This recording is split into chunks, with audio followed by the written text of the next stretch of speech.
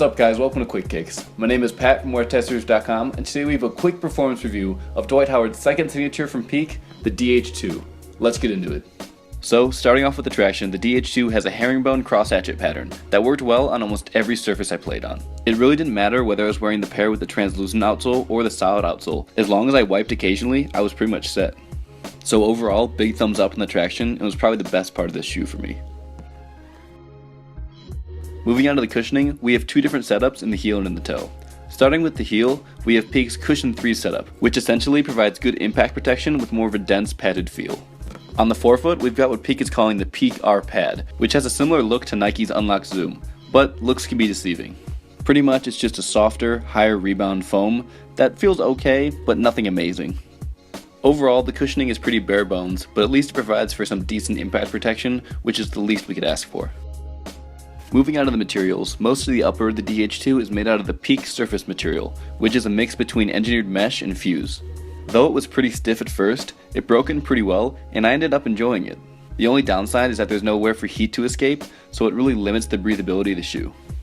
On top of the Peak surface, we've also got fuse on the toe and around the eyelets to prevent wear.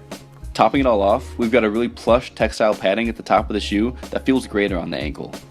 Another aspect of the shoe that I really had no problems with was the support. Starting at the bottom of the shoe, we've got a really wide base on the DH2, as well as a pretty substantial outrigger. The midfoot is supported by the Peak Tenacity unit, which is essentially a glorified midfoot shank. All of these aspects came together to provide a really good foundation. The materials on the Peak DH2 also do a good job containing your foot. Both the Peak surface as well as the fuse that they use doesn't allow for a lot of movement.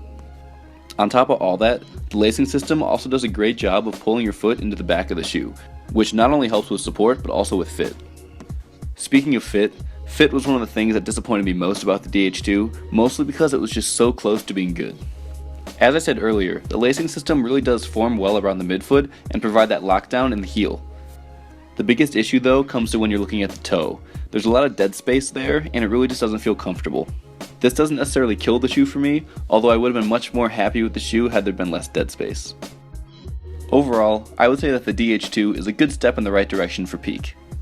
It looks good, it's a solid performer, and with a few tweaks, it could be a great shoe. Thanks for checking out the Quick Kicks review of the Peak DH2. If you have any questions on these shoes or any other shoes, head on over to WearTesters.com and they'll have you covered. Other than that, stay tuned to Quick Kicks for a new video every Wednesday, and I'll see you in the next one.